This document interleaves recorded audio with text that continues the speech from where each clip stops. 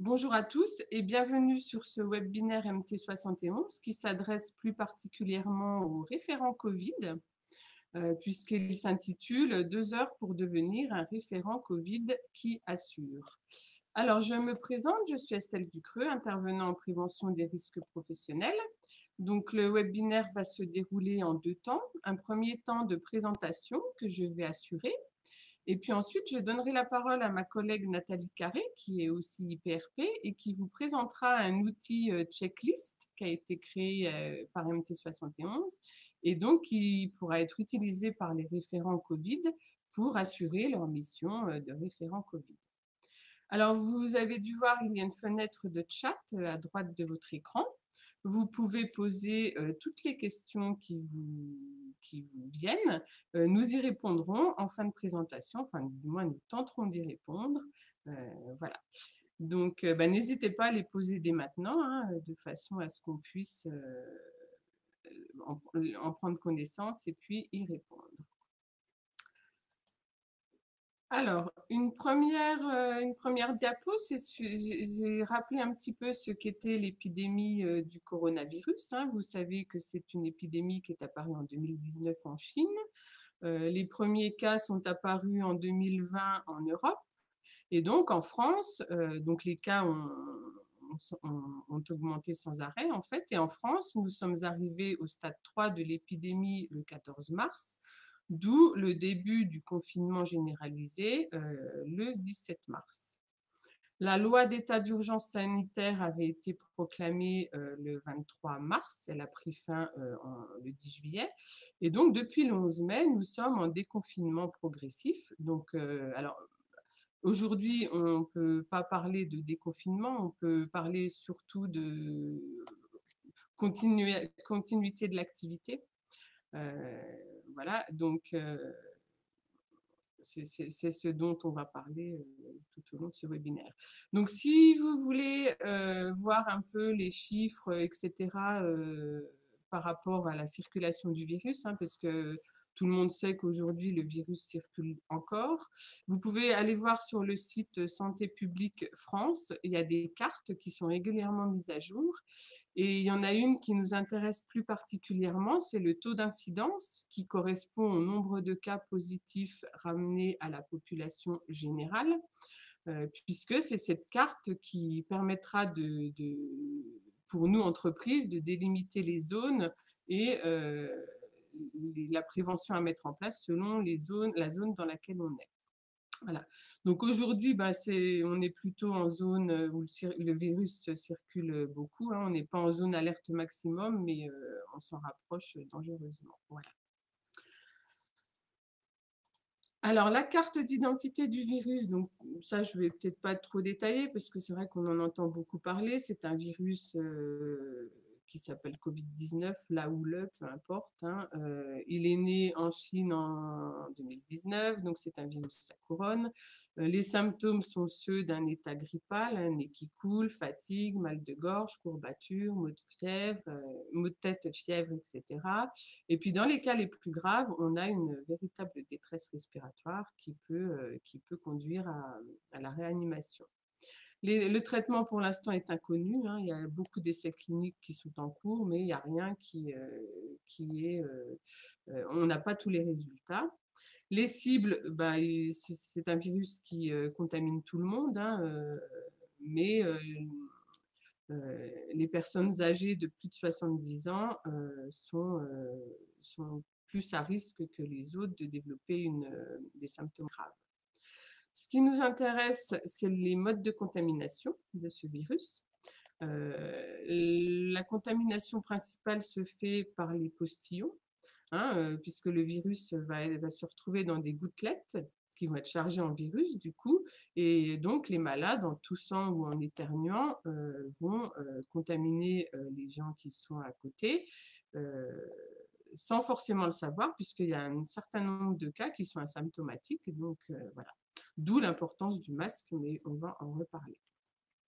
La contamination se fait aussi par le biais des surfaces, des objets, puisque quand une gouttelette chargée de virus tombe sur cet objet et qu'une personne va toucher l'objet avec les mains, il peut ensuite porter sa main au visage et donc se contaminer.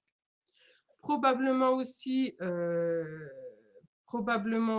les aérosols, des gouttelettes ultra fines qui vont être produites lors de l'expiration. Donc ça, on en reparlera tout à l'heure. C'est vrai que l'OMS n'exclut pas ce type de contamination dans les lieux bondés notamment.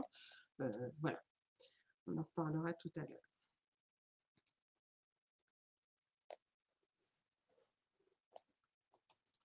Alors, pourquoi faut-il un référent Covid dans les entreprises?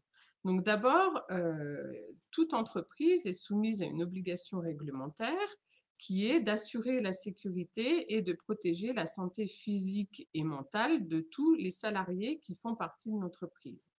Donc forcément, pour ça, il faut que l'entreprise évalue et prévienne l'ensemble des risques auxquels sont exposés les salariés, sachant que le Covid fait partie des risques qui exposent les salariés. Et donc là, le Code du travail est très clair, hein, donc l'employeur doit mettre en place un certain nombre de moyens pour arriver à ce résultat, d'assurer la sécurité et protéger la santé physique et mentale, mais il doit aussi obtenir des résultats. Donc c'est ce qu'on appelle l'obligation de résultat.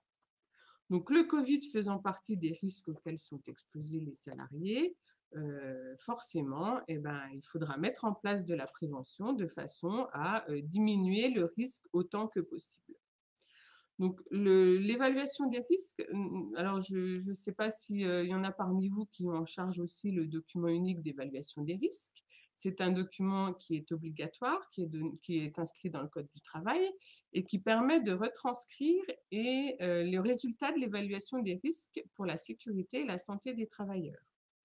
C'est une démarche qui est guidée par 9 principes généraux de prévention qui sont aussi donnés dans le Code du travail. Et donc, ces principes, on va les regarder un petit coup pour ceux qui ne les connaissent pas.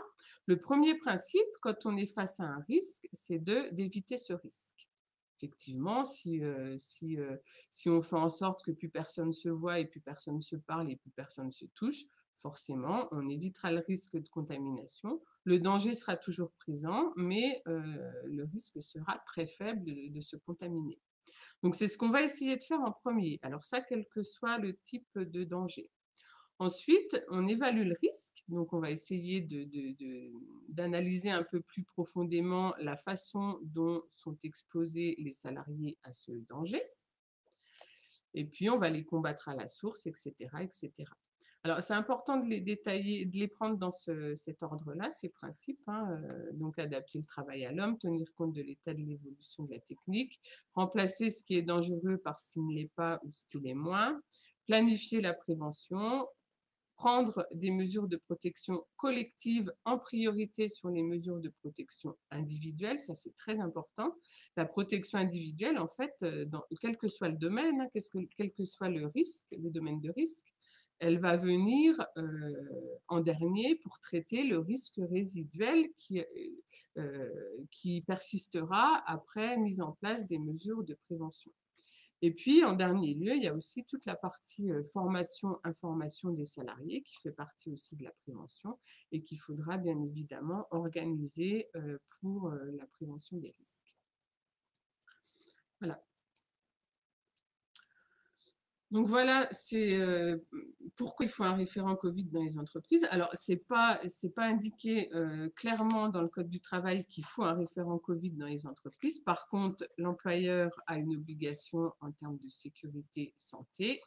Et donc, ce référent Covid est fortement conseillé, notamment dans le protocole national sanitaire qui est publié par le ministère du Travail et donc qui a été publié lors du déconfinement, une première version, et puis qui fait l'objet de mise à jour régulière depuis le déconfinement, et donc qui permet aux entreprises d'être accompagnées dans la gestion du risque épidémique, puisqu'il y a tout un tas de mesures de prévention qui sont détaillées.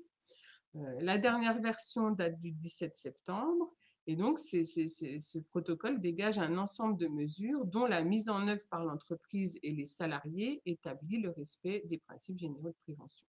Voilà.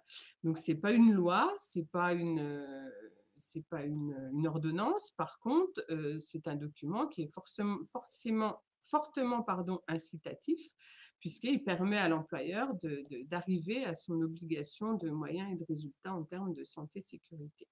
Voilà.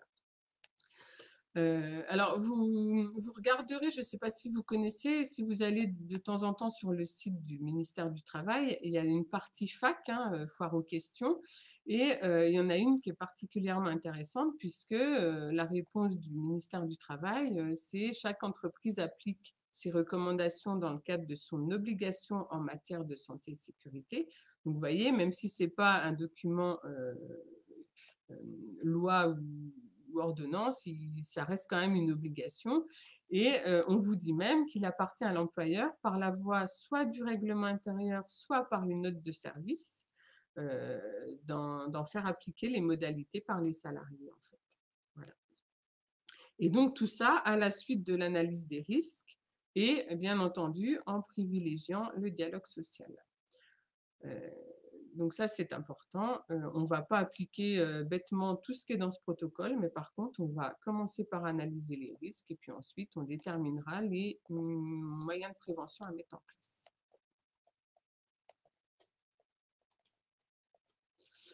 Alors, ce référent Covid, donc je pense que vous l'avez nommé, vous êtes vous-même un référent Covid. Donc, vos missions, elles sont variables, elles peuvent être très larges. C'est pour ça qu'il faut absolument les définir clairement, donc avec la direction, avec les représentants du personnel, avec l'encadrement, puisque ça peut aller de l'organisation de la prévention Covid, donc en amont, carrément décider de ce qu'on va mettre en place pour prévenir le risque de transmission. Ça peut aller aussi sur le terrain, puisque vous pouvez être aussi le relais opérationnel sur le terrain. Donc, je vais les développer, ces missions. Et puis, tout ce qui est formation, sensibilisation, qui fait partie de la prévention, vous pouvez aussi le mettre en œuvre. Alors, toujours par rapport au dialogue social, donc c'est vrai qu'en ce temps épidémique, c'est vivement conseillé de renforcer les relations de travail, donc entre la direction, les représentants du personnel, les salariés, l'encadrement, et d'essayer de développer la dimension collaborative, bien évidemment, pour que ça marche, et puis toutes les interactions qui peuvent avoir lieu entre tous ces gens-là. Donc ça, c'est redit dans le protocole d'ailleurs. Il faut soigner le dialogue social pour arriver à faire quelque chose qui soit opérationnel.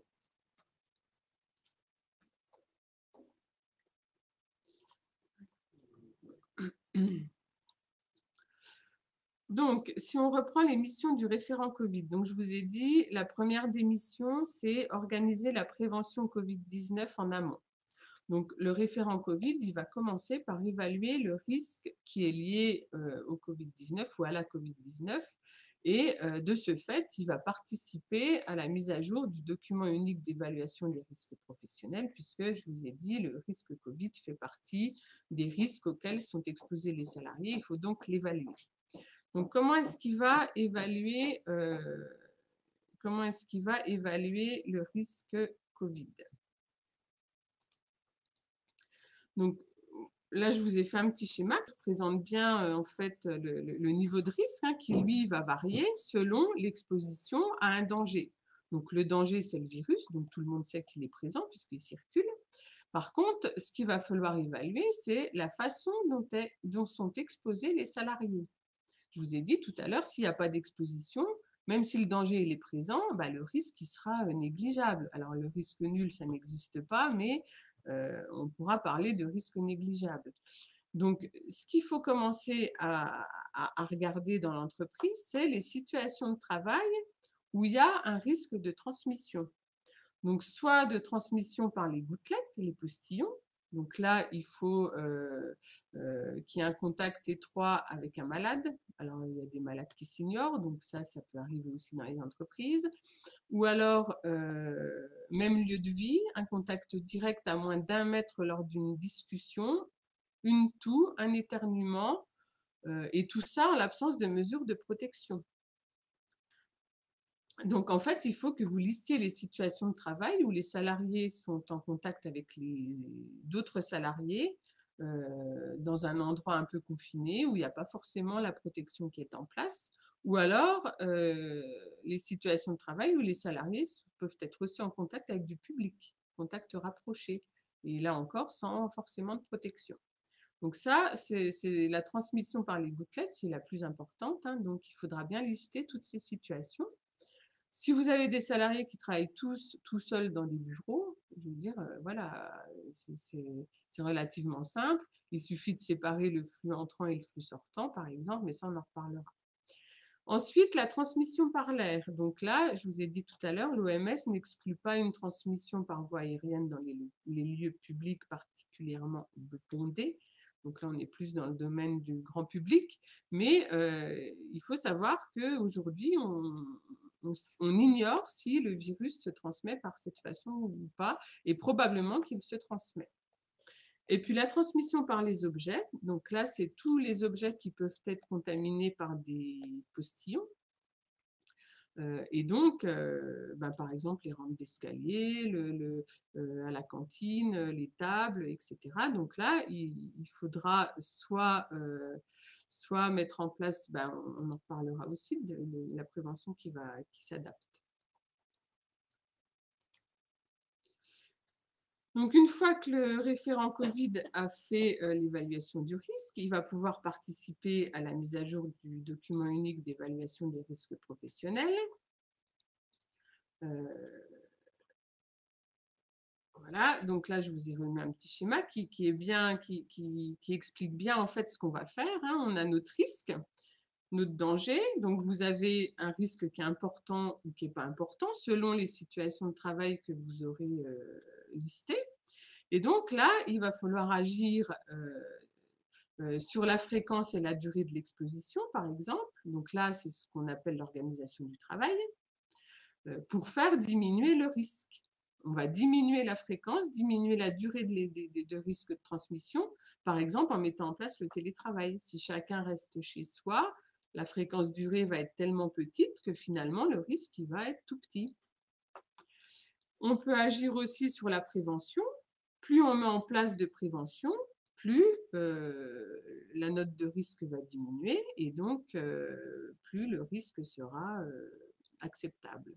Donc la prévention, ça va être quoi? Ça va être la prévention technique d'abord, collective d'abord en premier, et individuelle. Donc collective, ça va être par exemple mettre en place des écrans en plexiglas, ou revoir la circulation des flux de façon à ce qu'il n'y ait pas de croisement.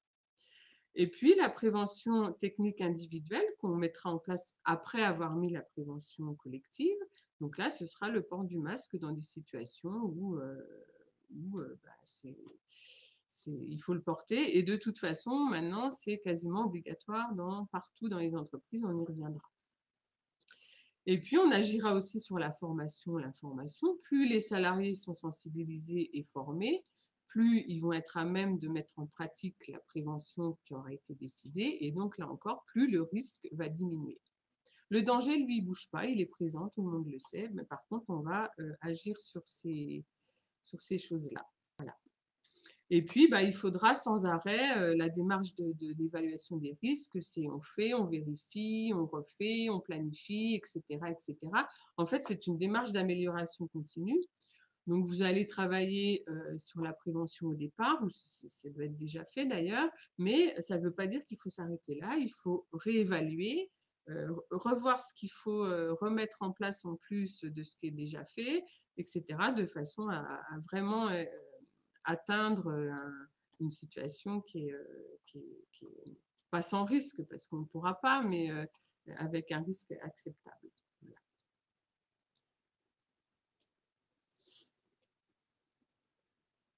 Alors, donc, une fois qu'on a fait l'évaluation des risques, donc je vous ai dit, il va falloir décider, en fonction du résultat de l'évaluation du risque, des mesures de prévention à mettre en place.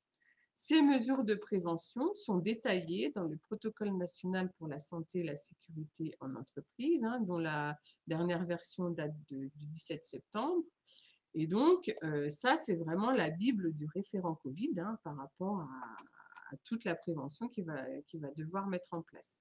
Donc, dans ce protocole, on trouve les mesures organisationnelles, donc le télétravail, la gestion des flux, etc., les mesures techniques, le port du masque, les parois en plexi, les plans de nettoyage, c'est important aussi par rapport au risque de contamination via les surfaces, etc., etc.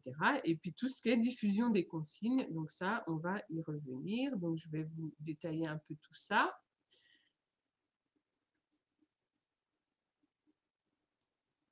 Ah, un petit problème.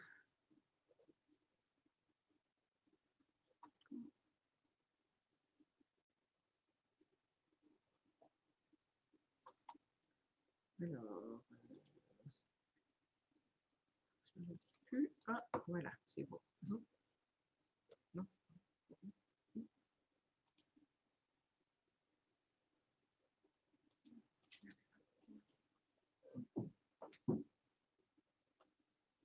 C'est bon. Voilà, donc le protocole national de santé, excusez-moi, le protocole national santé-sécurité en entreprise, donc qui date, la dernière version date du 17 septembre 2020. Donc, ce qu'il faut en retenir, c'est qu'il y a toujours un socle de règles en vigueur qui est nécessaire pour la prévention liée au COVID, à mettre en place pour le Covid-19. Et donc, c'est d'abord les gestes barrières, hein, donc ça, je ne vais peut-être pas les détailler, mais le socle des règles en vigueur, c'est ces mesures barrières, plus le télétravail qui reste recommandé, plus la gestion des flux qu'il faut organiser de façon à limiter le risque d'affluence et de croisement, plus une aération régulière des locaux de travail, plus la vérification du bon fonctionnement de la ventilation, plus le plan de nettoyage. Donc ça, c'est le socle en fait de tout ce qui doit être fait systématiquement dans les entreprises. Ensuite, il faut retenir aussi par rapport au port du masque, hein, qui est devenu obligatoire partout en fait. Le port du masque est obligatoire dans tous les lieux collectifs clos de l'entreprise, y compris les véhicules. Donc si possible, un masque réutilisable. Donc dans ce cas-là, il faut que l'employeur organise l'approvisionnement et le lavage. Sinon, éventuellement, un masque jetable. Alors, petit aparté sur les types de masques qu'on trouve actuellement. Donc, il y a d'abord les masques grand public avec le petit icône qui apparaît là. Donc, quand vous allez en acheter, vous verrez, maintenant, il y a cette icône. Donc, ça prouve que le masque est fait correctement selon les spécifications de la FNOR pour ces masques réutilisables. Donc, ce sont des masques en tissu. Il y a deux catégories. La catégorie 2, donc c'est celle qui est destinée au grand public et qui va filtrer 70% des particules de 3 micromètres. Donc, je ne sais pas si vous avez vu tout à l'heure, le virus, il fait en moyenne 0,1 micromètre, sauf qu'il ne circule pas seul puisqu'il circule dans des gouttelettes, hein, donc qui font plus de 3 micromètres. Donc là, toutes ces gouttelettes seront filtrées à 70% avec ce type de masque. Le deuxième type de masque, c'est le masque réutilisable également, mais qui est de catégorie 1. Donc, il est conseillé si la personne qui le porte est en contact répété avec du public ou si des salariés sont en contact répété également. Donc là, ce sera un masque catégorie 2 qui, lui, va filtrer plus de 90% des particules de plus de 3 micromètres. Voilà. Donc, c'est ces deux types de masques qui vont être utilisés dans les entreprises.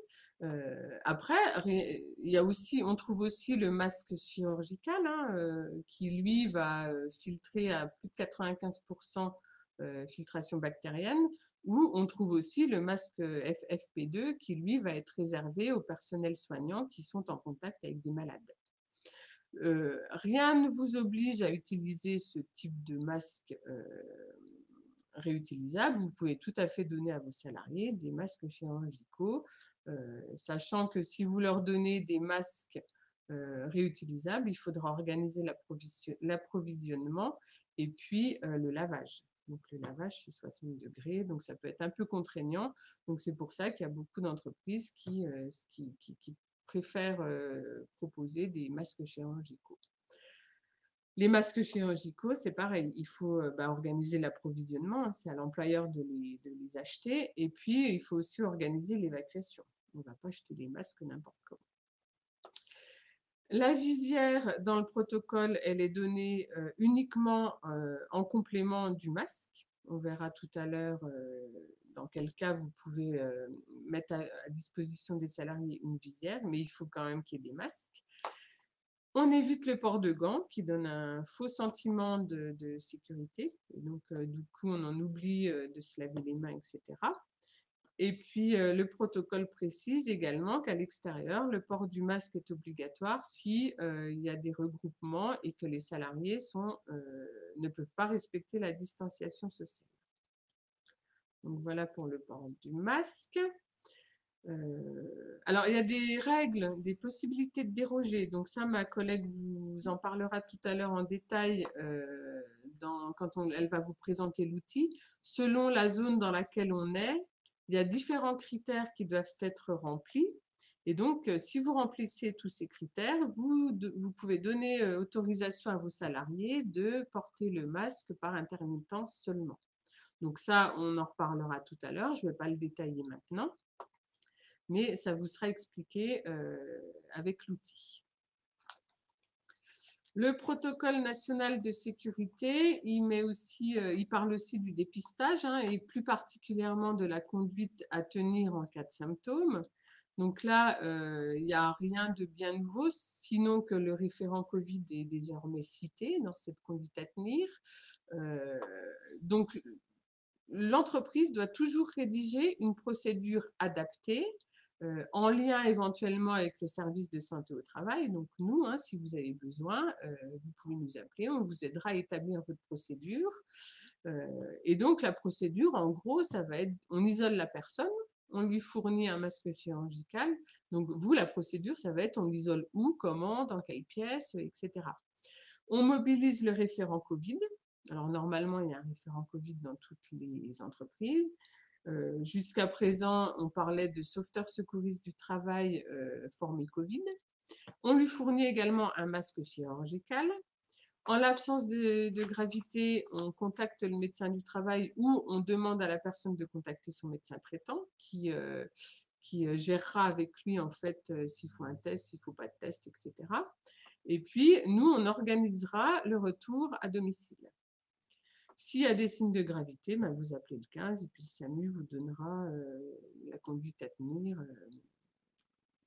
spécifiquement à ce cas-là. Après la prise en charge, il faudra nettoyer et désinfecter tous les lieux qui ont été occupés par la personne susceptible d'avoir le Covid-19. Donc là, c'est pareil, vous pouvez nous appeler, on vous donnera des conseils par rapport à ça. Si le Covid est confirmé, donc si c'est un cas la personne se fait tester et donc quelques jours après, vous apprenez que le test est positif, il faudra faire ce qu'on appelle le contact tracing. Donc ça, c'est le référent Covid qui peut s'en occuper aussi. Il sera contacté soit par le médecin, soit par la CPAM. Et donc, avec l'aide du référent Covid, ils vont retracer tous les cas, les contacts qu'a eu la personne et de façon à isoler les contacts à risque, en fait. Voilà. Donc ça, c'est très important puisque c'est là-dessus que repose aussi une bonne partie de la prévention grand public. En ce qui concerne les tests, les campagnes de dépistage se feront uniquement sur décision des autorités sanitaires dans les entreprises. Et puis, la prise de température reste déconseillée à l'entrée des établissements, mais n'est pas interdite. Il faut simplement respecter un certain nombre de choses qui sont détaillées dans le protocole. Alors, pour revenir sur le contact à risque, qu'est-ce qu'on entend par contact à risque ? Donc là, c'est quelque chose qui est sur le site Amélie, hein, c'est une définition qui est sur le site Amélie que vous pourrez retrouver. Donc, on nous dit que c'est en l'absence de mesures de protection efficaces pendant la durée du contact, c'est-à-dire qu'il y a une séparation physique entre les deux contacts, que les deux personnes portent un masque chirurgical FFP2, que ça peut être aussi un masque grand public porté par le cas et la personne contact. Il faut que les deux portent le masque.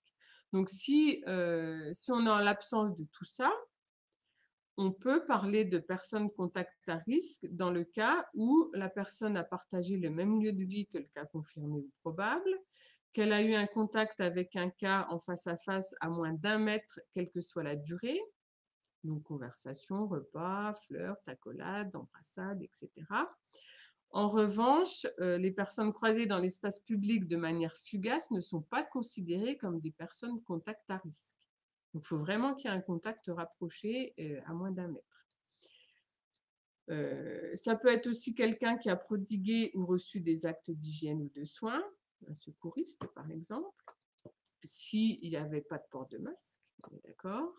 Si le secouriste est intervenu sur la personne Covid et que les deux portaient bien leur masque, là, on ne peut pas parler de contact à risque, on est d'accord. Ça peut être une personne qui a partagé un espace confiné, donc soit un bureau, une salle de réunion, un véhicule, pendant au moins 15 minutes, ou qui est resté en face à face pendant plusieurs épisodes de toux ou d'éternuement, et toujours sans port de masque. Ou alors, ça peut être l'élève, l'enseignant, etc. Donc ça, la définition du cas contact, elle s'adapte à toutes les personnes, hein, pas forcément dans l'entreprise, mais aussi à l'extérieur. Voilà. Donc là, c'est ce qu'on appelle un contact à risque. Donc vous, référent Covid, vous serez peut-être amené à aider les autorités à tracer tous ces contacts à risque qui ont été en contact avec la personne malade. Alors, simplement pour vous aider, il y a une infographie du ministère de la Santé qui est disponible sur le site, hein, qui est très bien faite. Ce sont des fiches, en fait, qui expliquent quoi faire en fonction des cas. Donc là, il y a « Je suis contact à risque, que dois-je faire ?» Isolement, test, que faire ? J'ai les signes de la maladie du Covid, etc., etc. Donc nous, on va regarder plus particulièrement la première « Je suis contact à risque, donc que dois-je faire ?» Donc, ça veut dire que dans l'entreprise, vous avez identifié un contact à risque. Donc là, dans l'immédiat, il faut… alors, la personne, ce n'est pas à vous de lui dire ce qu'elle doit faire. C'est le médecin avec qui elle va être en contact qui va lui dire de toute façon. Mais simplement pour que vous ayez une idée de comment ça se passe. Donc, la personne contact à risque doit s'isoler 7 jours depuis le contact avec la personne positive. Donc, si c'est un contact qui a eu lieu dans l'entreprise, effectivement, la personne va rester isolée, soit en télétravail, soit en arrêt de travail, donc soit un arrêt délivré par le médecin ou la sécurité sociale directement. Elle prend un rendez-vous pour passer un test au 7e jour. Ensuite, alors pendant l'isolement, soit il y a des symptômes, soit il n'y en a pas. Donc, s'il y a des symptômes, elle consulte son médecin, bien évidemment, et elle prolonge son isolement jusqu'au résultat du test. S'il n'y a pas de symptômes, elle maintient son isolement et passe son test à J7. Si le test est positif, eh ben, il y a toute la période d'isolement après. Et si le test est négatif, dès qu'on a les résultats, on peut retourner au travail, il n'y a pas de souci. Voilà.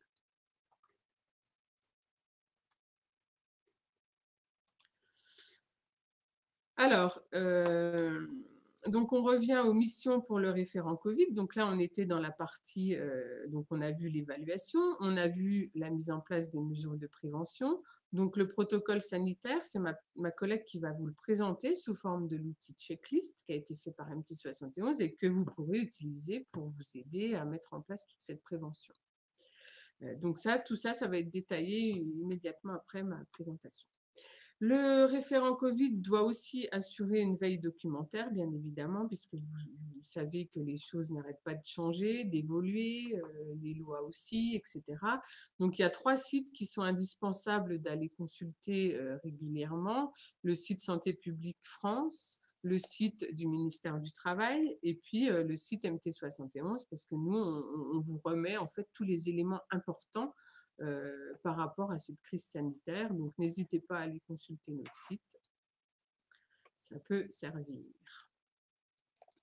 La deuxième mission du référent Covid, donc c'est un relais opérationnel sur le terrain, donc il va aller sur le terrain. Pourquoi faire? Pour assurer déjà la promotion des mesures barrières, hein, que tout le monde connaît. Alors, à ce sujet, sur le site de Santé publique France, il y a un catalogue Covid-19 qui est très bien fait. Il y a tout un tas de ressources, des affiches, des tutos, des vidéos, des bandes son, etc., qui sont utilisables justement pour assurer la promotion de ces mesures barrières et pour expliquer aussi certaines mesures barrières qui ne sont pas toujours compréhensibles par tout le monde. Ensuite, il va assurer la mise en place des mesures de prévention. Il va s'assurer que tout fonctionne et que c'est bien respecté, le respect des consignes.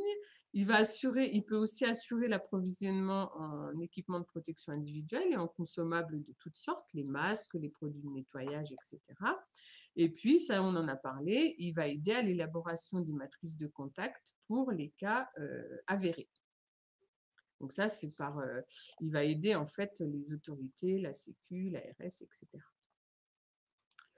Et puis enfin, le dernier type de mission que le référent Covid peut remplir, ça va être assurer la communication, l'information et la formation.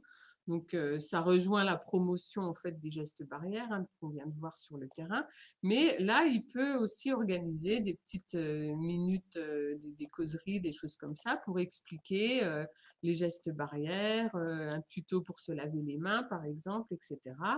Il va assurer aussi le balisage et l'affichage des consignes importantes.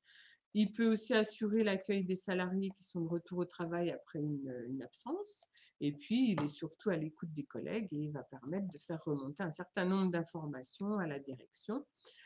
Donc là, je vous ai remis les sites indispensables pour les ressources, donc MT71, le site du ministère des Solidarités et de la Santé, le site Santé publique France, le ministère du Travail, voilà. Donc tout ça, c'est des sites que vous devrez consulter régulièrement pour prendre les ressources et voir l'information qui est mise à jour. Voilà, donc maintenant, je vais laisser la parole à ma collègue Nathalie Carré, qui est IPRP, et donc qui va vous présenter un outil qu'on a fait sous forme de checklist.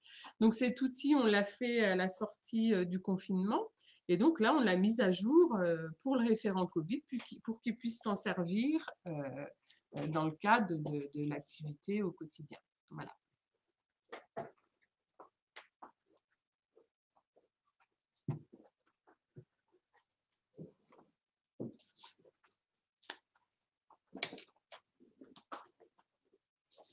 Bonjour à tous. Donc, je vais pouvoir continuer la présentation avec donc les fiches pratiques MT71 déclinées.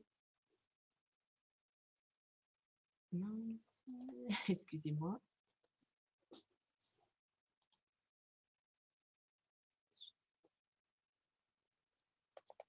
J'ai un petit souci.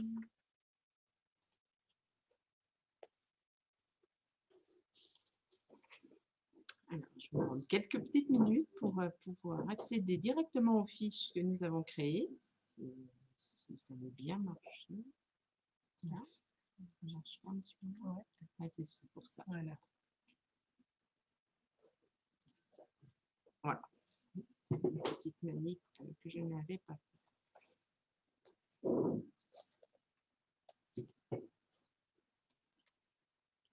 Alors, vous connaissez peut-être déjà les fiches pratiques donc, que nous avions effectivement mises en place dès la sortie le 5 mai du protocole national de déconfinement.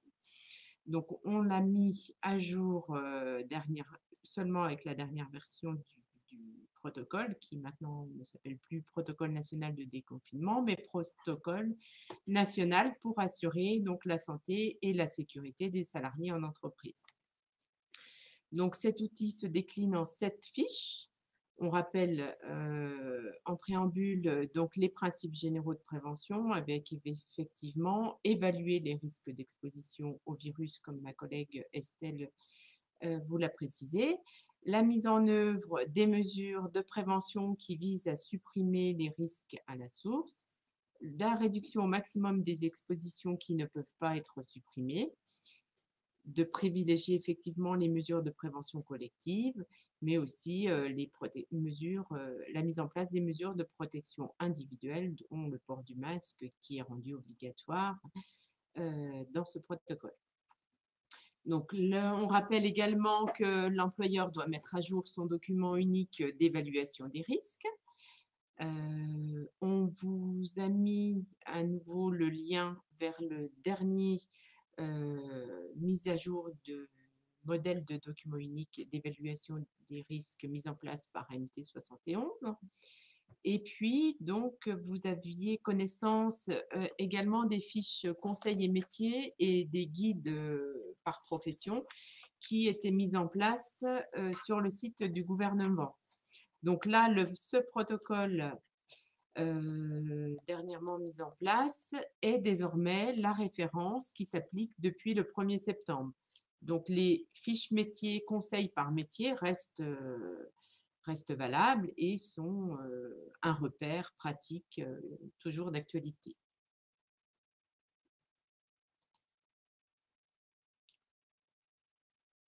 Donc, première fiche qui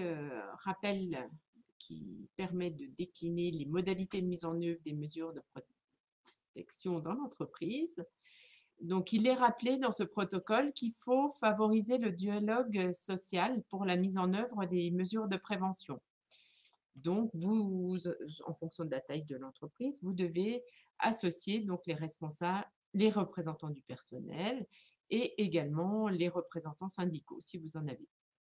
Très important également dans ce protocole d'organiser la communication. Alors, j'espère que vous voyez relativement bien sur les fiches. D'organiser la communication, donc de définir les modalités de communication vers les salariés. Donc ça a été ajouté dans ce protocole-là. Donc, les mesures de protection doivent être diffusées soit par note de service, après présentation au CSE si vous en avez un, et elles peuvent être intégrées également au règlement intérieur. Donc, d'afficher également les consignes importantes, donc les mesures barrières, les conduites à tenir, le port des équipements de protection individuelle, le lavage des mains, nettoyage des surfaces. Et important aussi d'informer les salariés sur le dispositif des salariés à risque de forme grave de Covid-19.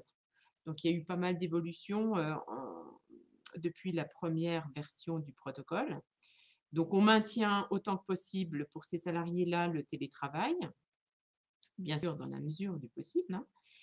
On sollicite le médecin du travail pour préparer le retour en présentiel au poste et voir s'il y a des aménagements de poste à prévoir.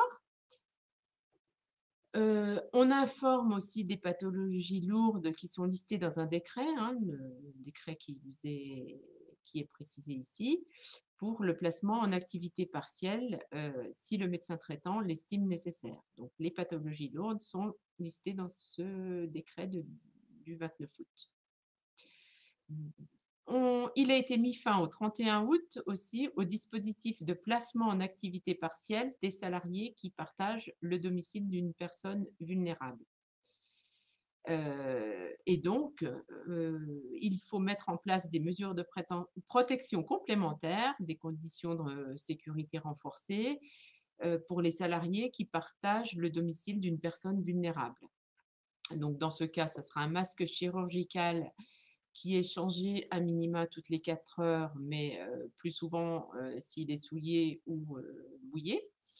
Donc là, sur le lieu de travail. également pendant le trajet domicile-travail, également pendant les déplacements professionnels. Et il faudra avoir une vigilance supplémentaire sur l'hygiène des mains de ces salariés et l'aménagement d'un poste de travail dédié. En fonction du poste, ça sera soit un bureau qui lui est dédié, soit des écrans de protection ou d'autres mesures que vous pourriez trouver judicieux de mettre en place. Donc, désigner un référent Covid, hein. Dans la première version du protocole de déconfinement, on ne parlait pas de référent Covid, on parlait de responsable Covid ou de cellule de crise. Dans celui-ci, on parle de désignation d'un référent Covid. Donc, ce référent Covid, donc Estelle vous a précisé toutes ces missions. Donc, il assure la mise en œuvre des mesures définies. Il assure l'information des salariés et ces missions doivent être clairement définies et vous devez communiquer son identité à l'ensemble du personnel. Donc, le maintien autant que possible du télétravail, ça reste d'actualité, avec bien sûr la définition des postes qui sont éligibles. De donner les outils de travail nécessaires, pour les postes en télétravail, oui, des outils de communication, et accompagner, communiquer avec les travailleurs et les appeler régulièrement. Alors, dernièrement, dans le cadre des rencontres Santé-Travail Bourgogne-Franche-Comté, nous avons mis en place un webinaire sur le télétravail que vous pouvez consulter en replay sur le site aussi MT71. Donc ça, c'était déjà d'actualité. D'organiser le présentiel, d'adapter les horaires si nécessaire. C'est bizarre, il est découpé. De soigner la formation à la sécurité en cas de mise en place d'une polyvalence des salariés. Je pense que la fiche, elle était un peu tronquée, non? Enfin, vous verrez peut-être... si, ça doit être sur votre page. Voilà. D'accorder aussi une attention particulière aux travailleurs détachés, les intérimaires, les saisonniers, de ne pas les oublier. L'organisation de l'accès à l'établissement, donc ça, je pense que vous l'avez déjà mis en place depuis le déconfinement.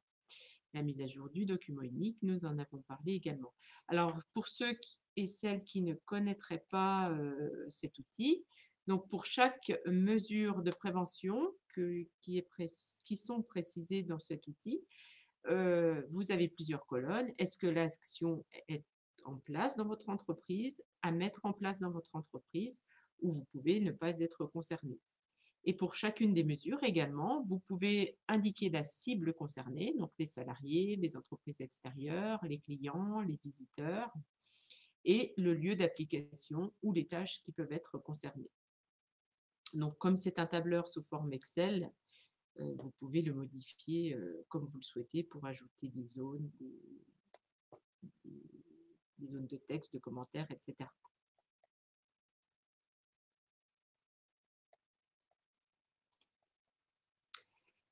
Également, à l'issue de chaque fiche, nous vous ajoutons des liens vers des ressources qui peuvent vous être utiles, donc les mesures barrières.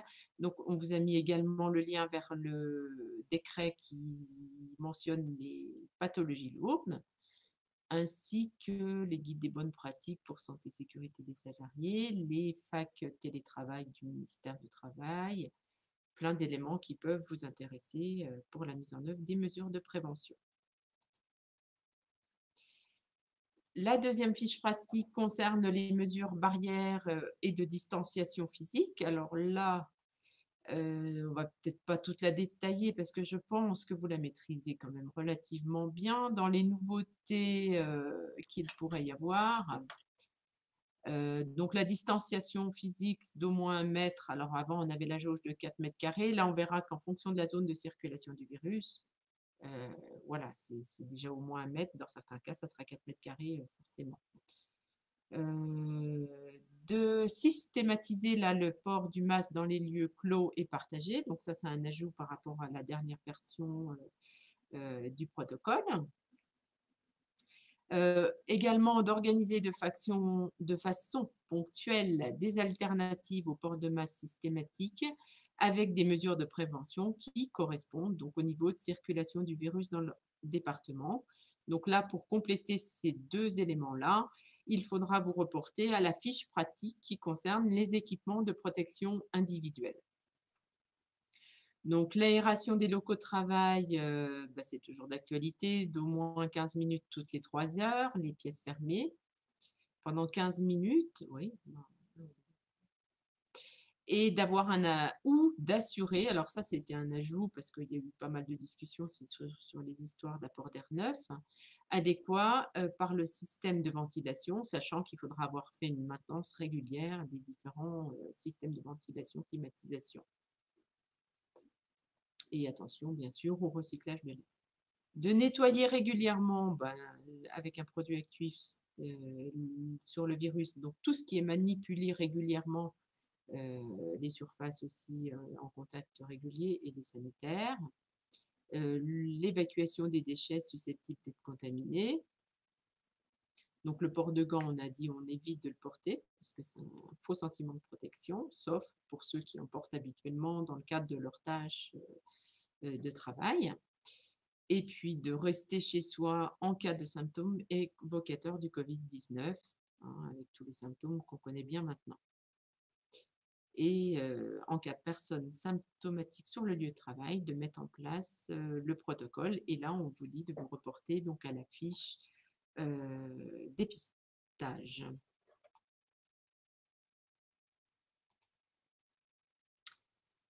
Et donc, le contrôle systématique de température, on a vu que ça n'avait pas un caractère obligatoire, mais qui pouvait être maintenu sous certaines conditions avant d'être mis en place.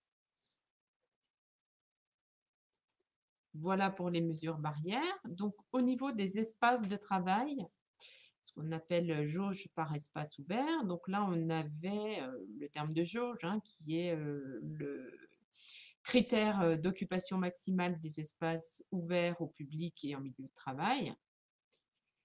Et donc, c'est l'estimation du nombre de mètres carrés par personne nécessaire pour permettre à des personnes présentes simultanément dans le même espace d'évoluer dans le cadre du respect des règles de distanciation physique.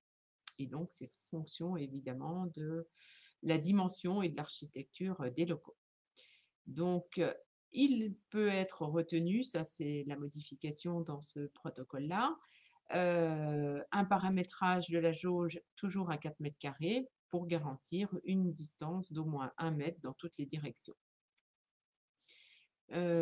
Chose qui a peut-être été aussi ajoutée, c'est cette jauge doit faire l'objet d'un affichage par l'employeur ou l'exploitant à l'entrée de l'espace considéré, notamment les salles de réunion. S'il ne doit pas y avoir plus de 10 personnes, ça doit être affiché sur la porte d'entrée, le nombre maximum de personnes autorisées pour utiliser cette salle de réunion. Voilà, après, des dispositifs de séparation peuvent être effectivement mis en place, comme les écrans transparents en plexi ou dans certains espaces de travail comme les open space.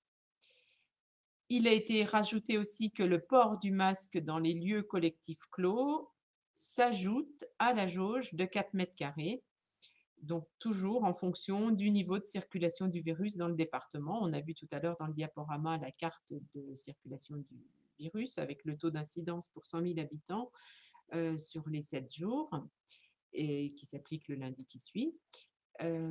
Donc là, ça a été ajouté dans cette partie concernant les espaces de travail et donc de jauge. Donc, zone de circulation du virus qui sera développée dans la fiche des équipements de protection individuelle. Fiche suivante concerne la gestion des flux de personnes. Donc là, dans les nouveautés, vous devez quand même pas mal maîtriser des mesures qui doivent être mises en place au niveau de l'entrée sur le site, avec le marquage éventuellement au sol pour respecter la distanciation physique, la séparation des flux à l'intérieur du bâtiment, avec aussi les plans de nettoyage réguliers de tout ce qui est rampe d'escalier, parce qu'effectivement, il est important de tenir la rampe dans les escaliers du fait du nombre des athées qui peuvent en découler. La réorganisation des horaires, les plans de circulation et puis l'accès aux ascenseurs. Donc, dans les zones d'attente, toujours aussi, mais ça, on est habitué maintenant, le marquage au sol, les entrées, les sorties, les lieux de pause ou d'arrêt. Donc, par rapport aux distributeurs, machines à café, pointeuses, donc d'afficher les mesures barrières d'hygiène des mains avant et après utilisation, en plus du nettoyage régulier par les prestataires. Après, un point aussi sur les locaux sociaux. Donc, une fois que vous avez déterminé le nombre maximum de salariés présents dans le local, prévoir donc un indicateur à l'entrée donc pour l'accès aux locaux. De laisser aussi les portes ouvertes, si possible, pour éviter les contacts avec les mains, les surfaces, les poignets. Et pour le restaurant collectif, un sens unique, un marquage des sols, un respect des distanciations et l'aménagement des horaires. Donc, pour les bureaux, privilégier donc une personne par bureau, mais ça c'est quand on le peut, ou par pièce de façon nominative. Éviter aussi le partage des outils pour éviter les phases de désinfection.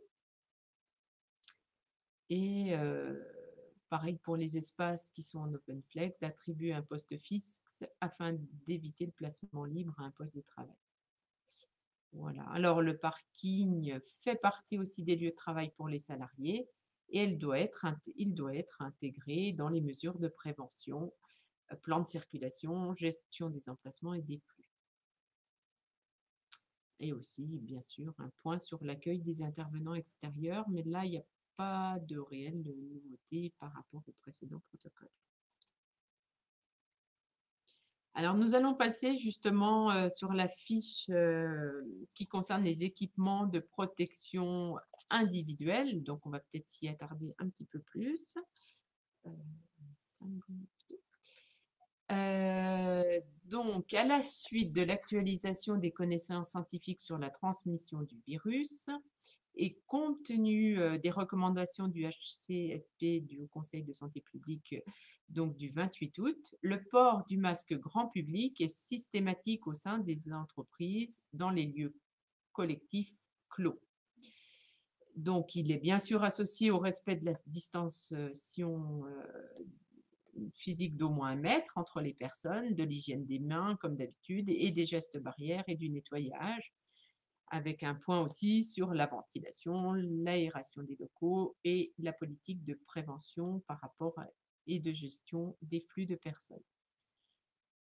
Donc, par rapport à ce port du masque systématique dans les lieux collectifs clos, des adaptations peuvent être mises en place en fonction de la zone de circulation du virus. Donc, on vous a repris en fait dans un tableau ci-dessous les mesures qui conditionnent la possibilité d'organiser des adaptations pendant le niveau en fonction du niveau de circulation du virus dans le département. Donc, actuellement, la Saône-et-Loire, nous sommes en zone rouge. Donc, nous sommes dans le niveau 1, zone rouge, circulation active du virus. Donc, là, c'est un petit peu petit pour moi, donc je ne vois pas tout. Donc, nous sommes en zone rouge, dans un département qui est déclaré par les pouvoirs publics zone active du virus, c'est-à-dire où le taux d'incidence pour 100 000 habitants sur les 7 derniers jours est strictement supérieur à 50. Donc, si vous regardez dans le deuxième tableau, qui vous définit les mesures de prévention à adopter en fonction de du niveau de la zone dans laquelle on se situe plutôt. Donc, nous sommes en zone rouge, donc ce qui veut dire qu'on aura une distanciation physique d'au moins 1 mètre, que le port du masque peut être intermittent. Si on était en zone où on serait en urgence sanitaire, le port du masque, lui, serait systématique. Donc là, nous sommes en zone rouge. Donc, le port du masque peut être retiré temporairement sous réserve de répondre à l'ensemble, en fait, des critères, des 7 critères qui sont mentionnés dans le tableau. Alors, j'espère que vous les voyez mieux que moi. Donc, il faut répondre. Donc, on a vu la distance physique d'au moins d'1 mètre, mais également avoir un système de ventilation et une aération fonctionnelle efficace, l'existence d'une extraction d'air haute fonctionnelle et proportionnelle au volume et à la fréquentation de la pièce. Donc là, pour connaître les volumes nécessaires, il y a des articles du Code du travail qui définissent le nombre de mètres cubes en fonction des activités, donc pour les bureaux, pour les ateliers, en fonction aussi du travail physique qui est exercé, s'il est léger, soutenu, etc. Donc là, c'est les articles R 442 22-5 du Code du travail et suivant. Donc, on vous les mentionnera peut-être sur les fiches également pour vous donner des indicateurs. Troisième critère, il faut un grand volume dans l'espace de travail. Il faut l'existence d'écrans de protection, vitres ou plexiglas entre les postes de travail, la mise à disposition de visières pour les salariés, un nombre de personnes réduit qui permet d'éviter une forte densité dans l'espace de travail. Donc là, on retrouvera la jauge des 4 mètres carrés. Et une politique sanitaire, donc avec le référent Covid, et la capacité d'auto-éviction en cas de symptômes ou capacité rapide de dépistage.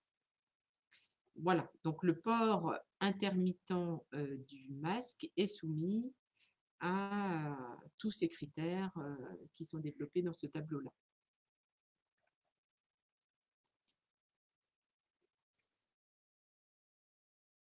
On retrouve notre tableau habituel, donc il faudra respecter les règles du port du masque dans les lieux collectifs clos.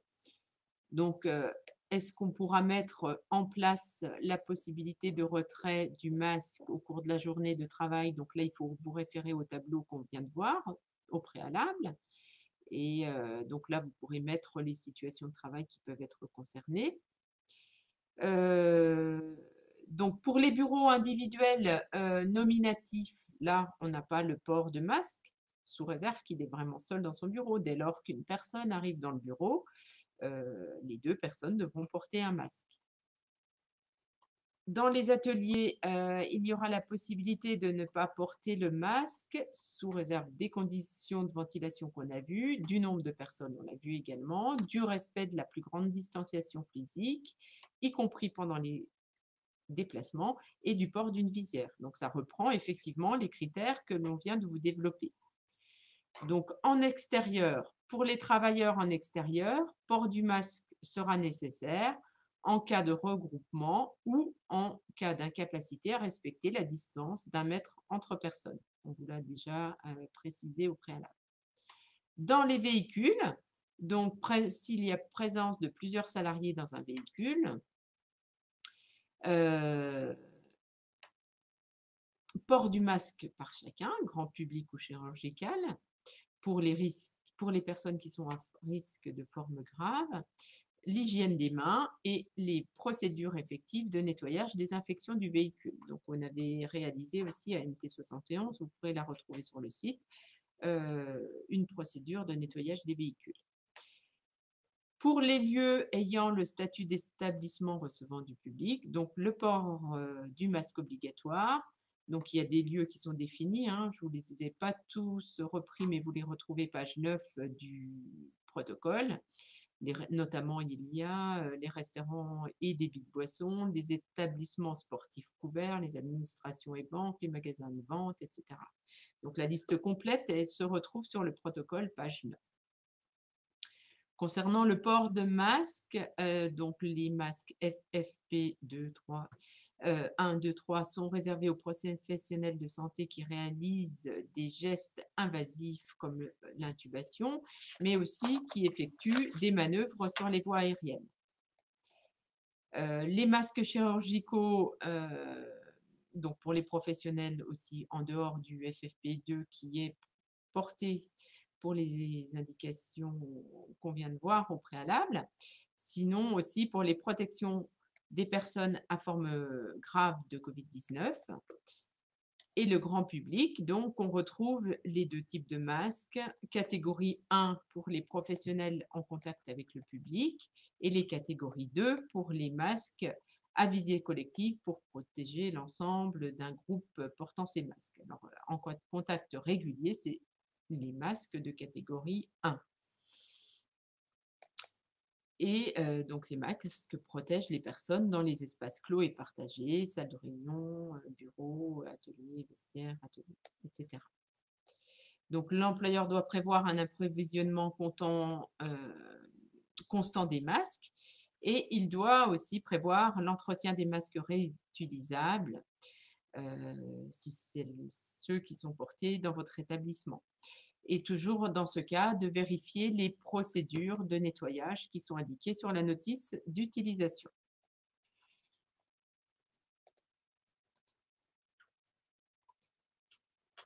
Alors, on vous l'a déjà dit, hein, mais donc pour les masques FFP2, c'est maximum 8 heures, mais ils peuvent être changés avant s'ils sont souillés ou mouillés. Les masques chirurgicaux et grand public sont portés au maximum 4 heures et pareil, changés plus souvent s'ils sont souillés ou mouillés. Et ceci, donc les masques chirurgicaux sont jetables, les autres sont lavables, 60 degrés pendant 30 minutes. Donc vous devez aussi prévoir l'évacuation des masques, donc à jeter dans un double sac poubelle que vous conservez 24 heures dans un espace clos réservé avant de les éliminer dans les ordures ménagères habituelles. Former les salariés au port du masque, hein, parce qu'on voit encore beaucoup de personnes qui portent mal le masque, sous le menton, sur le front, le nez à l'extérieur du masque. Bon, voilà, donc très important de sensibiliser les personnes au port du masque. Surtout après quand on doit définir si on a été contact à risque ou pas. Donc un masque mal porté, ben, effectivement, c'est dommageable. D'afficher les consignes d'utilisation des masques. Voilà, donc là, c'était le petit focus sur les masques. Les visières, on rappelle qu'elles ne sont pas une alternative au port du masque. Dans les solutions où des alternatives au port du masque sont possibles, l'utilisation des visières ne peuvent pas être la seule mesure de prévention en place. Il faudra vérifier le nombre de personnes dans les locaux, les conditions de ventilation et d'aération des locaux. Les gants, donc on évite de porter des gants, on l'a dit plusieurs fois ce matin, et sauf effectivement ceux qui en portent habituellement dans le cadre de leur travail par rapport aux risques auxquels ils sont exposés, notamment les risques chimiques, mais aussi les risques mécaniques. Et puis bien donner aussi les consignes si les gants sont portés pour le retrait des gants, très important de ne pas avoir de contact avec la surface extérieure, sinon c'est un risque de contamination. Et effectivement, après le retrait des gants, ceux qui sont jetables doivent être jetés dans les conditions optimum. Et puis également lavage des mains après le retrait des gants. Et après, un petit point aussi sur tous les autres équipements de protection, que ce soit les lunettes, les surblouses et les charlottes. Pareil, hein, avec un lavage des mains après le retrait de ces équipements-là. Donc, parmi les ressources, on vous a rappelé les tutos MT71 sur le lavage efficace des mains, les affiches, le tuto MT71 aussi sur le retrait des gants ou du masque, et la carte des départements avec le taux d'incidence, le lien vers la carte des départements avec les taux d'incidence Donc bien sur le site de Santé publique France, c'est le site qui est cité dans le protocole du 17 septembre.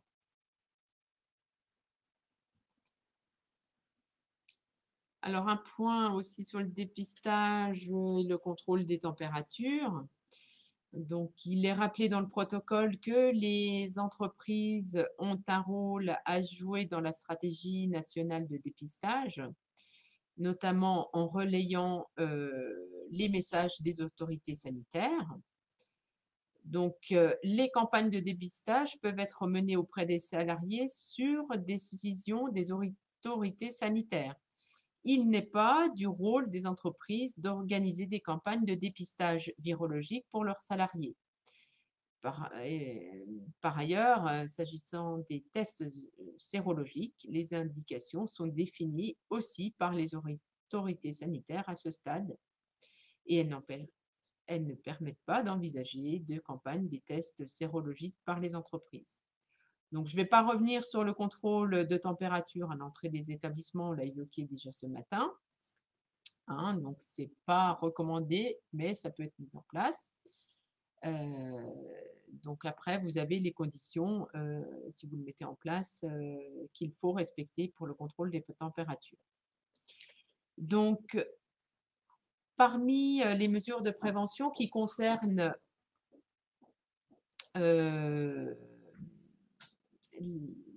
qui doivent être mises en place concernant le dépistage et le contrôle des températures, il est important de diffuser à tous les salariés les consignes suivantes. Donc ça a bien été précisé dans le dernier protocole du 17 septembre.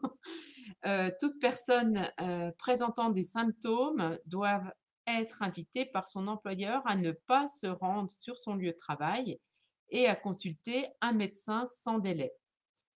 Se faire dépister et s'isoler donc dans l'attente des résultats. Il en va de même, on vous l'a ajouté ici, pour les personnes ayant été en contact rapproché avec une personne présentant une Covid-19. Donc moins d'1 mètre pendant plus de 15 minutes sans masque. Mais reportez-vous à la diapositive de ma collègue qui était bien précise par rapport aux personnes contact à risque. Les salariés symptomatiques sur le lieu de travail sont incités à le quitter immédiatement pour rejoindre leur domicile, donc en portant un masque chirurgical fourni par l'employeur, en utilisant, si possible, un autre mode de transport que les transports en commun. Et également à consulter sans délai, si possible, par téléconsultation, un médecin afin d'obtenir un avis médical. Dernière chose également, il me semble, c'est d'évaluer précisément les risques de contamination encourus sur les lieux de travail qui ne peuvent pas être évités en mettant en place en conséquence des mesures de protection qui limiteront le nombre de personnes pouvant être en contact à risque avec un porteur du virus, symptomatique ou non. Collaborer avec dans le cadre des dépistages avec les autorités sanitaires, si elles venaient être contactées dans le cadre du contact tracing, sur l'organisation d'une campagne de dépistage, mais ça, c'est suivant les informations qui vous seront communiquées par les autorités sanitaires. Avant-dernière fiche, il me semble, sur les conduites à tenir. Donc là, il n'y a pas trop de nouveautés, il me semble, sur cette fiche-là. Donc, vous devez rédiger la procédure de prise en charge des personnes symptomatiques avec l'aide éventuellement aussi de votre service de santé de travail si vous en avez besoin. N'hésitez pas à nous contacter. De diffuser ce protocole de prise en charge de la personne symptomatique aux salariés et de désigner le responsable Covid pour élaborer la matrice contact en cas de suspicion ou en cas de contamination, dans le cadre notamment de l'identification des personnes à risque. Donc, on vous a donné aussi certains liens intéressants pour la mise en place des conduites à tenir.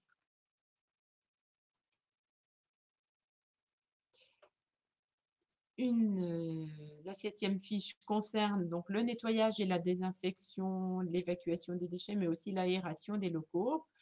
Donc, dans les fréquences de nettoyage, il y a des petites choses qui ont été changées peut-être. Donc, on parle de nettoyage fréquent des surfaces et des objets qui sont fréquemment touchés, hein, fréquemment touchés. Donc là, avec un produit actif sur le virus, afin de garantir la désinfection. Le nettoyage journalier des sols, donc là, avec les procédés habituels de nettoyage que vous utilisez. Et le nettoyage journalier des matériels roulants, infrastructures, etc. Hein, donc, on rappelle ce qu'on entend par désinfection, c'est la destruction du virus avec un produit actif sur le virus. Donc, les procédures de nettoyage, désinfection régulière. Donc, l'employeur met en place des procédures nettoyage, désinfection régulière, donc à minima journalière, mais aussi à chaque rotation de poste de travail, des objets et points de contact que les salariés sont amenés à toucher sur le poste dans tous les lieux sous la responsabilité de l'employeur, donc y compris les sanitaires donc, et les lieux d'hébergement. S'il y a des opérations qui nécessitent des manipulations d'objets fréquentes entre salariés, clients ou autres personnes, donc dans ce cas, vous mettrez en place un protocole sanitaire spécifique établi par l'employeur et qui devra contenir certains points.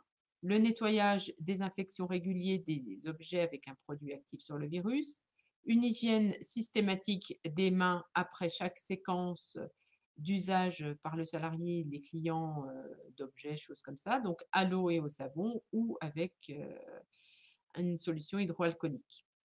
Informer les salariés et les clients de ces procédures.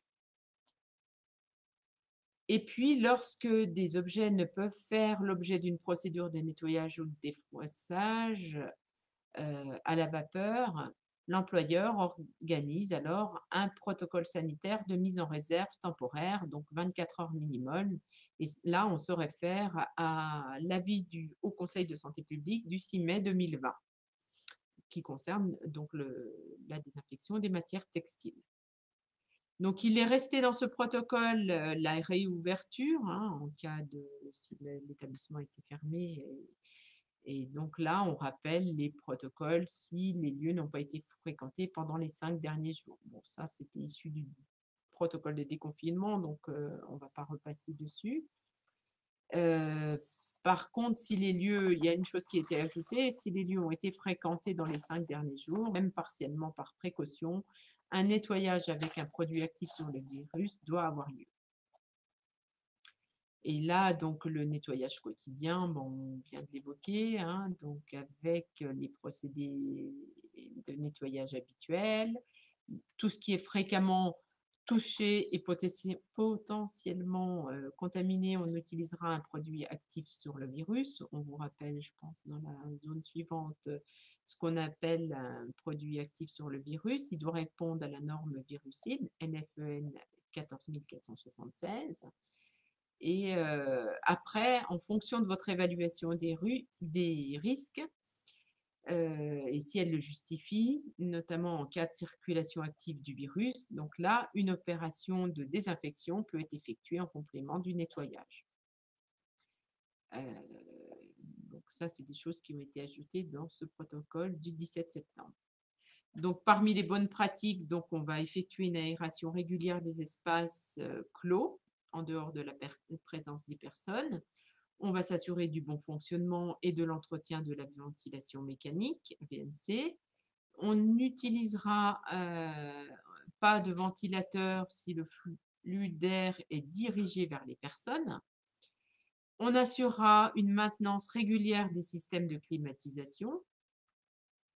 Pareil, ils doivent éviter de générer un flux d'air vers les personnes et éviter le recyclage de l'air en recherchant la filtration la plus performante sur le plan sanitaire. L'utilisation des vestiaires, donc pareil, hein, procéder à un nettoyage journalier avec un produit actif sur le virus. Et pareil, hein, veiller à l'utilisation, à l'organisation du respect des mesures barrières, donc en décalant les arrivées, notamment au vestiaire, pour éviter un flux important de personnes. Ne pas remettre en suspension dans l'air les micro-organismes présents sur les surfaces. Donc, on ne vaporise jamais le produit virucide sur une surface, mais on le pulvérise sur le chiffon de nettoyage à usage unique, de désinfection à usage unique. On suit les instructions du fabricant pour les produits de nettoyage et de désinfection, hein, notamment les concentrations, les méthodes d'application et les temps de contact. Donc ça, on l'a déjà évoqué plusieurs fois, notamment dans un webinaire qui concernait le nettoyage et la désinfection.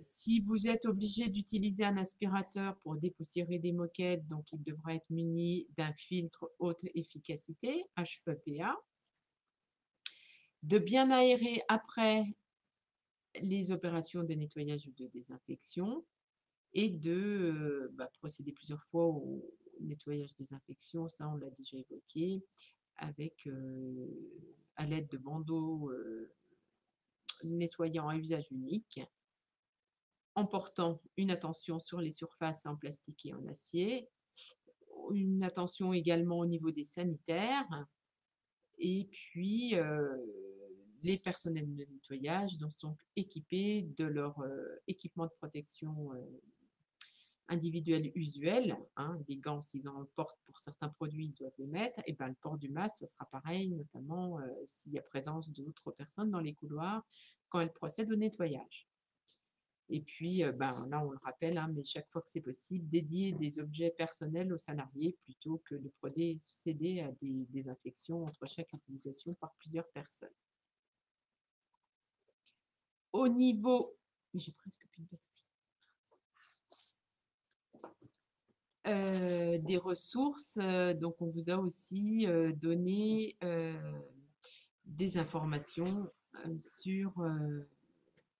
les webinaires qui avaient été mis en place au niveau de MT71 et puis les brochures qui sont utiles par rapport à la désinfection.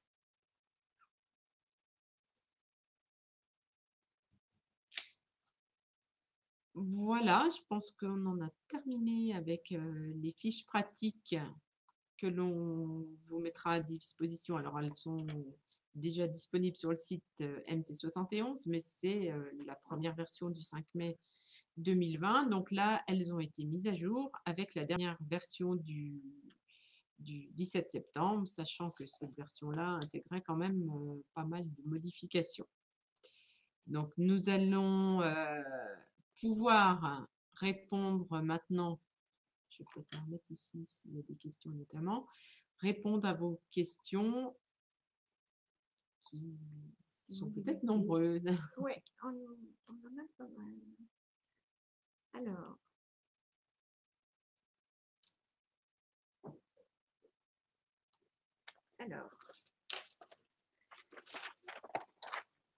on a une première question. Un exemple de situation. Dans un couple, monsieur a des symptômes évocateurs de la Covid-19. Il a fait un test et attend son résultat. Qu'est-ce qui est préconisé pour madame? Doit-elle être isolée et arrêtée? Dans les textes officiels, on ne parle de cas contact à risque qu'à partir du moment où un cas est confirmé. Donc là, c'est un couple. Donc elle est contact, couple, oui. Il n'y a pas de souci, elle est contact à risque. Donc si elle ne présente pas les symptômes de Covid-19, elle doit s'isoler immédiatement pendant 7 jours.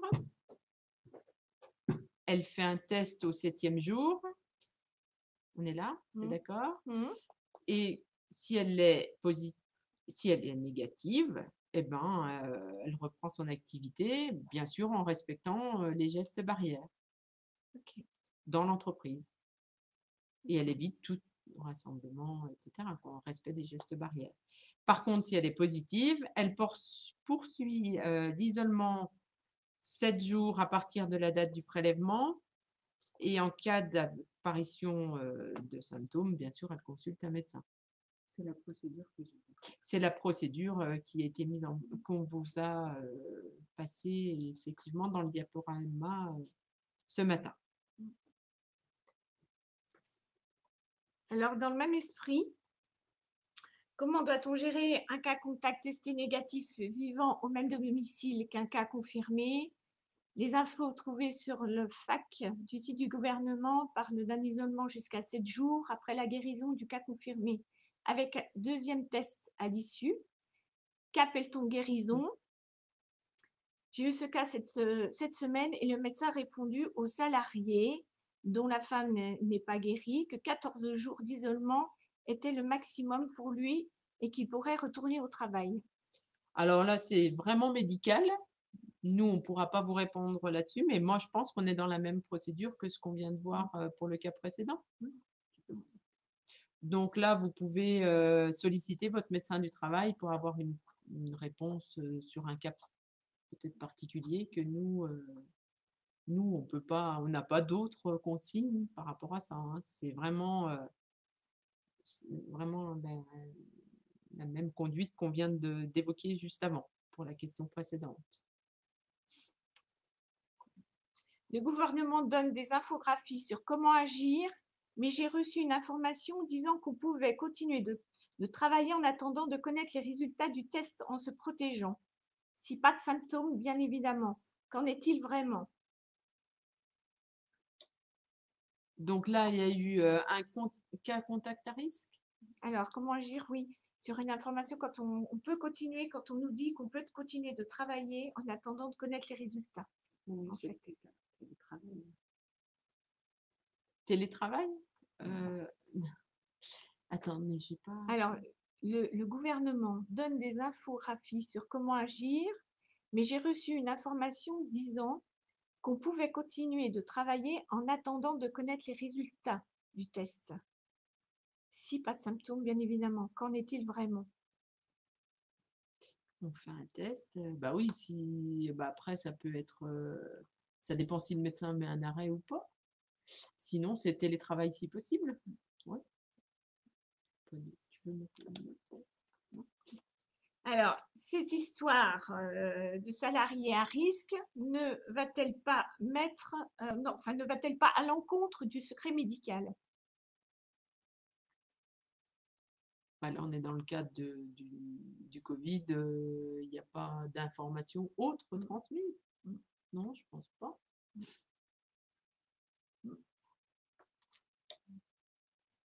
Covid, tout le monde peut être concerné.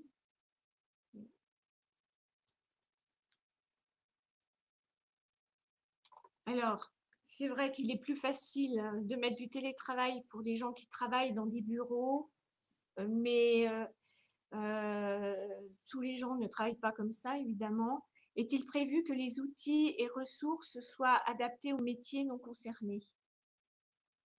Après, c'est d'essayer le maximum de respecter les gestes barrières, donc la distanciation, les plexis, je ne sais pas s'il y aura d'autres choses, hein. C'est vraiment en fonction de l'entreprise et de ses postes de travail et puis des aménagements qui sont possibles de mettre en place.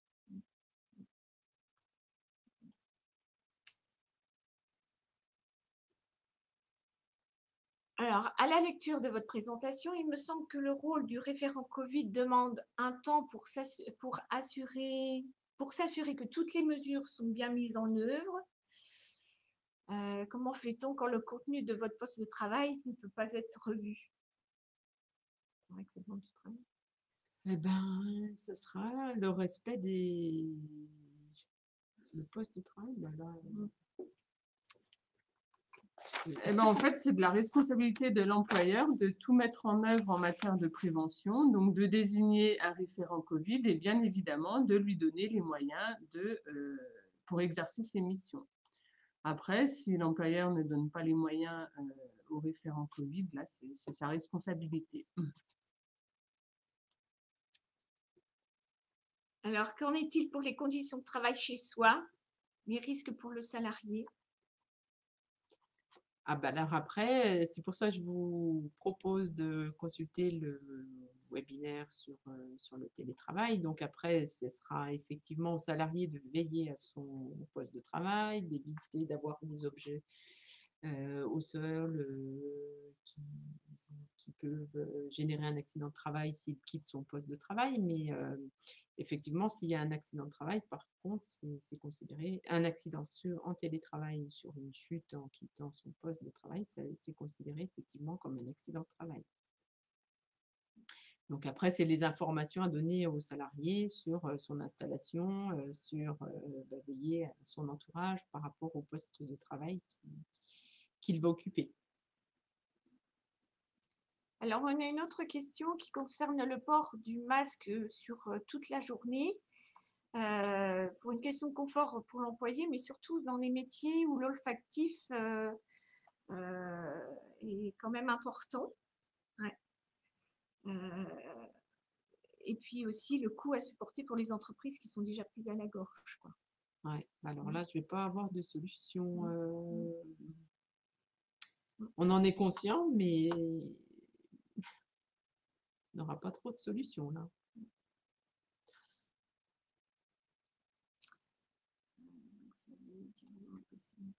Alors, on a une autre question qui est intéressante, un petit peu dans le même ordre. Il est quasiment impossible de porter un masque sur le nez avec des lunettes, surtout si l'on travaille à 3 degrés. Avez-vous une solution pour éviter la formation de buée? Estelle t'avait déjà donné une réponse. Non? Et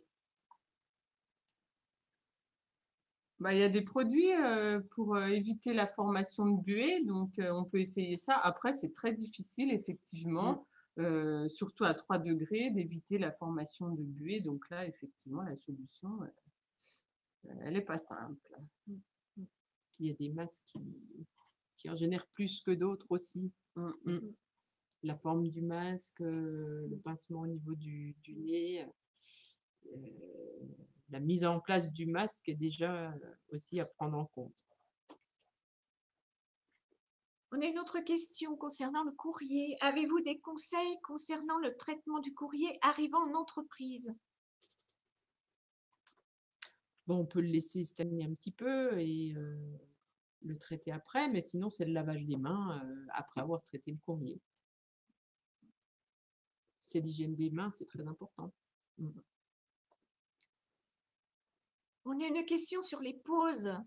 Quand on a eu une pause le matin et une pause l'après-midi, hors coupure déjeuner, quand les entreprises ont mis en place ont dédié un petit local dans un dépôt de production pour le confort des salariés, de façon à ce qu'ils puissent fumer et prendre un café.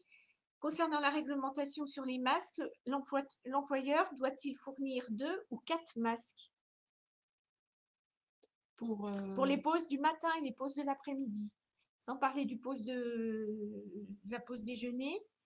Mais comme ces gens se retrouvent dans un dépôt de production pour faire le coin café cigarette, là, l'employeur, est-ce qu'il doit fournir 2 masques ou 4 masques? Ben là, il en a mis, s'il n'est pas souillé, tout ça, ça dépend comment il le conserve pendant la pause déjeuner. Si c'est mal, s'il n'est pas dans un sac plastique fermé, à ce moment-là, il en faudra 4. D'accord. Alors, comment mettre en place un nettoyage fréquent dans la journée? Nous n'avons pas en interne de personnel pour le faire. Seul le nettoyage journalier est organisé en fin de journée par un site de nettoyage. Ou alors pour les autres entreprises où il y a seulement le passage de l'entreprise de nettoyage 2 fois par semaine, quoi. Et ben après, on a vu à minima une fois par jour. Donc ça, c'est par soit le salarié de l'entreprise, soit par la société de nettoyage. Mais sinon, après, c'est d'avoir des solutions de nettoyage à disposition pour tout ce qui est objet, surface. Et ça, c'est fait par le salarié au poste de travail.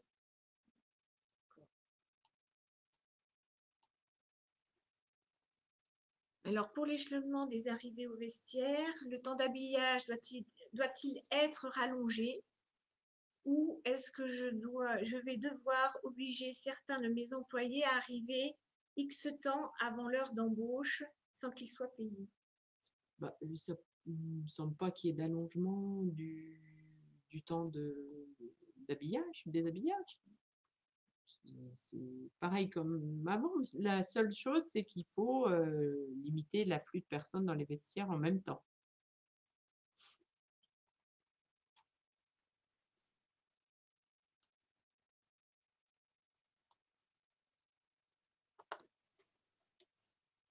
Il y a d'autres questions. Oui, oui. Alors, nous nettoyons et nous aérons les surfaces de contact 2 fois par jour selon un planning nominatif pour les bureaux et tous nos ateliers, mais nous n'avons pas la ressource pour nettoyer les sols tous les jours de tous nos bureaux et tous nos ateliers. Les sols sont nettoyés 1 fois par semaine par une entreprise de nettoyage et franchement, je ne vois pas le risque de contamination par le sol. Bon, après, Après, vous avez fait votre évaluation des Oui, risques. c'est ça qui Si, compte. si effectivement Et je- vous pensez que c'est suffisant, il n'y a aucun souci, c'est votre responsabilité. Donc, Et je crois que dans la fiche nettoyage, on a parlé lorsque l'évaluation du risque le justifie. Je la reprends. Donc, oui, c'est vous qui êtes responsable de votre évaluation des risques.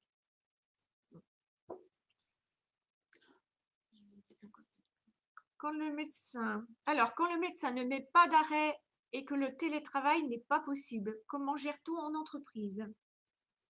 alors, l'arrêt peut être délivré directement par la sécurité sociale. Donc, allez voir sur le site Amélie. Je crois même que c'est possible de le faire en ligne dans la mesure où effectivement, c'est un cas à risque Covid.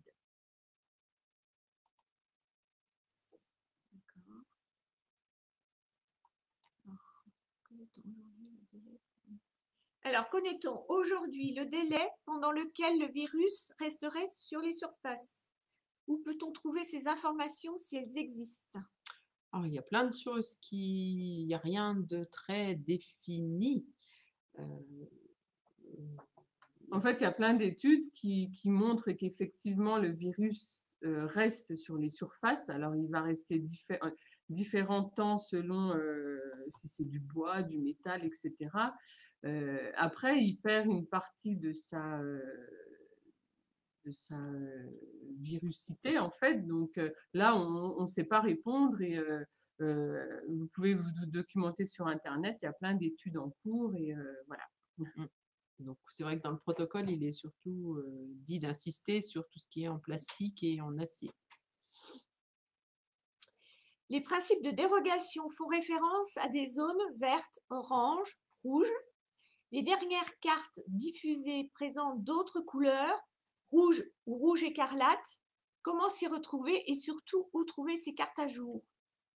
Bah, celles qui sont normalement utilisables par les employeurs dans le cadre de la prévention pour assurer la sécurité et la santé des salariés, c'est celle du site de Santé publique France.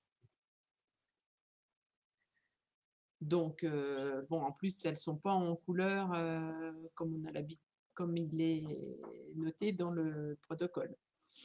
Mais ce qu'il faut prendre en compte, c'est vraiment le taux d'incidence pour 100 000 habitants.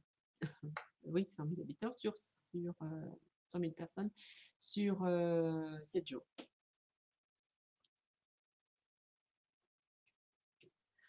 Alors, j'ai un temps d'habillage à répercuter sous la forme d'une journée de repos en plus par an. Si on compte 5 minutes d'habillage pour 10 employés, cela veut dire que les premiers devront arriver tous les jours 50 minutes avant les derniers. C'est intenable. Bah après, c'est fonction de la taille des vestiaires, du nombre de personnes que vous pouvez mettre dans les vestiaires. Et voilà, il faut voir vos propres locaux, comment.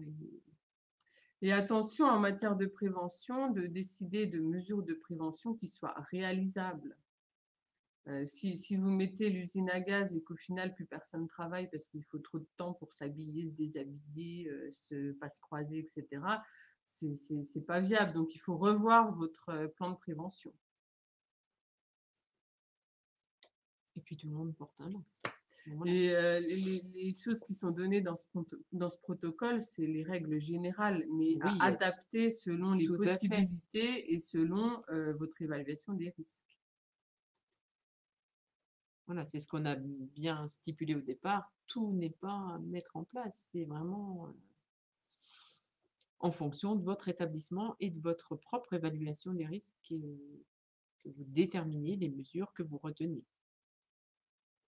Alors, on me demande si notre service MT71 a des contacts de sociétés à nous fournir pour le lavage des masques réutilisables. Eh ben moi, j'en ai pas connaissance.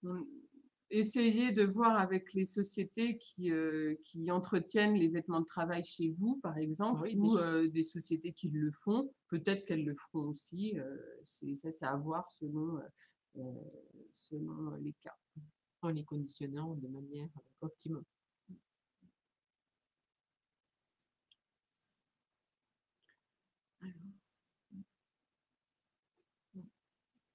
Mon vestiaire est trop petit pour assurer une vraie distanciation. La seule solution est de séparer.